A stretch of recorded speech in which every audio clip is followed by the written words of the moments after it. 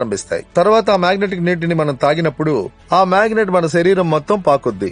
తర్వాత మన శరీరం మొత్తంలో ఏముంది, ఇది దేంతో తయారైంది? Blood cells.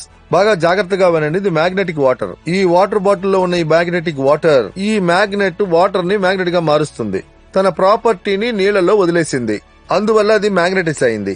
అందువల్ల మీరు తాగిన నీళ్లు మ్యాగ్నెటిక్ అయింది. ఇంతకు ముందే నేను మీకు చెప్పాను, మన బాడీ దేంతో తయారైంది? Blood cells. బ్లడ్ సెల్స్ లో ఏముంది? హీమోగ్లోబిన్. హీమోగ్లోబిన్ లో ఏముంది? ఐరన్. ఐరన్ ఏం చేస్తుంది? మ్యాగ్నెట్ ని అలా లాగుద్ది. దేని లాగుద్ది? మ్యాగ్నెట్ ని అలా లాగుద్ది. కాంబినేషన్ ఏంటి? మీరు మ్యాగ్నెటిక్ నీరు తాగారు, సో బ్లడ్ సెల్స్ లో ఉన్న ఐరన్ మ్యాగ్నెట్ ని అలా లాగుద్ది.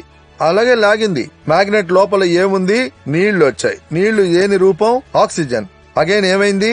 బ్లడ్ సెల్స్ కి నీళ్ల రూపంలో ఆక్సిజన్ లభించింది.